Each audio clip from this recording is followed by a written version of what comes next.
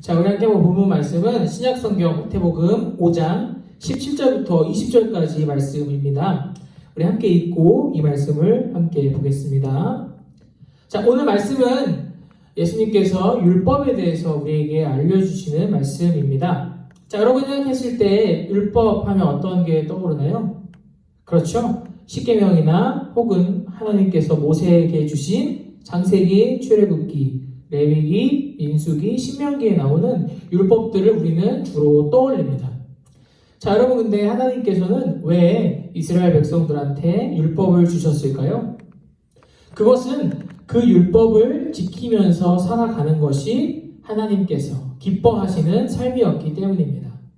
자, 그래서 수많은 이스라엘 사람들은 이 율법을 지키기 위해서 자신의 목숨을 걸기까지 이 율법을 지키기 위해 노력을 했습니다. 자, 그런데 여러분 한번 생각해 보세요. 만약에 여러분에게 십계명을 종이에 써서 여러분에게 주고 벽에 그 종이를 붙인 다음에 얼마나 오랜 시간 동안 이 십계명을 제대로 지킬 수 있는지에 대해서 한번 테스트해 보세요. 자, 그럼 여러분 어떤 결과가 나올까요? 그렇죠. 아마도 우리는 몇 시간, 아니 몇 분 만에 그 계명들을 어기게 될 것입니다. 자, 그러면 우리는 율법을 어겼으니 하나님께서 우리에게 주신 법을 어긴 것이에요. 그것은 자연스럽게 우리가 죄를 지었다라고 하는 말과 같은 말이겠죠.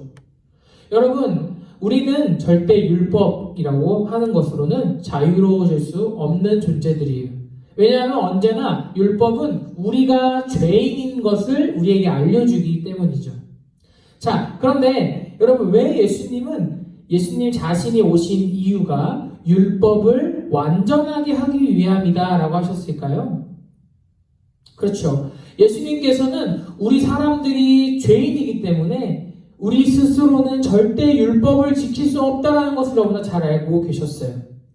그리고 율법을 지키지 못한다라는 것은 하나님 앞에 죄인이고 동시에 그 죄로 인해서 심판받을 수밖에 없는 존재임을 우리가 알게 하셨다는 것이죠. 자, 그렇다면 율법을 완전하게 하셨다라고 하시는 예수님의 말씀은 무슨 말씀일까요? 여러분, 예수님은요 하나님의 아들이시죠. 그렇죠? 그리고 동시에 하나님이세요. 그런데 모세에게 율법을 주신 분이 바로 하나님이시죠. 그 말은 예수 그리스도께서는 우리에게 율법을 주신 하나님이시다라는 뜻이에요. 여러분, 근데 그 하나님께서 이 땅에 사람이 되셔서 오셨죠. 그분이 바로 예수님인데 예수님이 이 땅에 오신 목적이 바로 우리를 대신해서 우리가 지켜야만 하는 모든 율법들을 그 율법을 주신 예수님이 직접 다 이루시고 우리에게 그 율법을 행함으로써 얻는 의로움을 선물로 주기 위하셨다는 것입니다. 여러분, 우리는 모두 죄인이에요. 그리고 우리는 절대 의롭지 않습니다. 그런데 우리는 하나님 앞에서 그 의로움 없이는 절대로 구원에 이룰 수 없는 사람들이에요. 자, 그렇다면 우리의 힘으로 이 의를 얻을 수 있을까요? 그렇죠. 절대 없습니다. 왜냐하면 우리는 율법조차도 지킬 수 없는 사람들이기 때문이에요. 여러분, 그래서 예수님께서 이 땅에 오신 것이죠. 그래서 예수님이 우리를 대신해서 이 땅에 오셔서 모든 율법을 다 이루어 주신 거예요. 이것이 바로 예수님께서 나는 율법을 폐하러 온 것이 아니라 율법을 완전하게 이루려 하기 위해 왔다라고 하시는 말씀의 진짜 의미입니다. 여러분, 이제 우리는 하나님의 자녀예요. 그렇죠? 하나님의 자녀들은 반드시 하나님의 법인 율법에 순종하는 사람이 되어야 해요. 자, 근데 여러분, 혹시 여기서 여러분 집에서 오늘도 제사를 드리고 있는 사람 있나요? 오늘도 여러분 집에서 나는 돼지고기를 먹지 않아, 나는 물고기 비늘이 있는 것 없는 것을 가려, 이렇게 하는 사람 있나요? 없죠. 우리 모두는 그러한 율법이 말하는 행동 자체는 이제 자유롭게 지키지 않아도 되는 사람이 됐어요. 왜냐하면 우리 대신 예수님이 그 모든 율법을 완전히 이루셨기 때문이에요. 자, 그렇다면 여러분, 그것이 우리가 막 살아도 된다라는 의미일까요? 맞습니다. 우리가 막 살아도 된다라는 것이 아니라 이제 우리는 하나님께서 우리에게 주신 율법의 정신을 바르게 지켜야 하는 사람이 되었다라는 것을 알려주는 것이에요.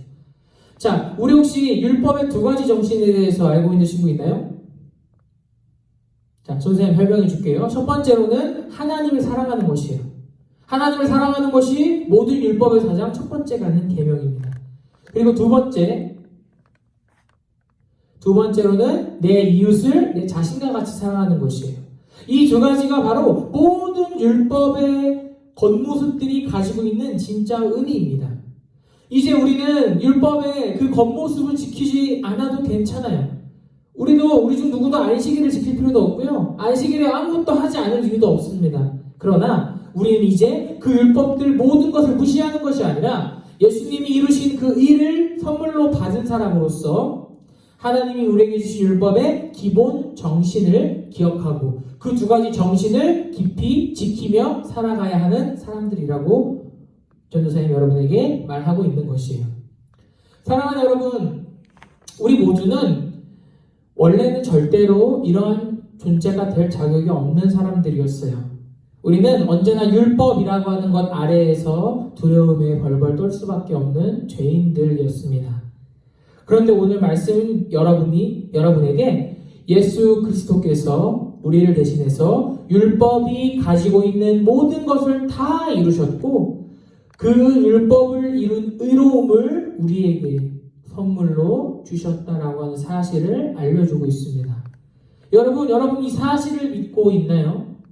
이 사실을 믿는 그 사람만이 예수님께서 주시는 의로움을 선물로 받을 수 있는 것이에요. 그리고 이 의로움을 선물로 받은 사람만이 우리가 그렇게 원하고 기도하고 구하고 있는 구원을 선물로 받을 수 있게 되는 것입니다. 사랑하는 친구들, 저는 여러분들이 이 말씀을 꼭 기억했으면 좋겠어요. 예수님이 왜 이 땅에 오셨는지, 율법이라고 하는 것이 우리에게는 어떠한 것이었는지, 그것이 우리에게 얼마나 공포스럽고 우리가 얼마나 옥죄는 것이었는지에 대해서 깊이 생각해 왔으면 좋겠어요. 그러나 이제는 우리는 율법으로부터 자유해졌어요. 왜냐하면 우리 예수님이 율법을 완전히 다 이루셨기 때문이에요. 우리를 위해서. 그리고 우리는 그 의를 선물로 받은 사람들입니다. 언제나 이 말씀을 꼭 기억하십시오. 우리는 비록 율법을 지킬 필요는 없지만 율법이 가지고 있는 두 가지 정신, 아까 얘기했던 하나님을 사랑하고 이웃을 내 자신과 같이 사랑하는 이 두 가지 정신을 기억하며 그런 것에 합당한 삶을 살아 나아가야 한다는 것입니다. 여러분, 그게 바로 그리스도인이에요. 그게 바로 하나님의 자녀예요.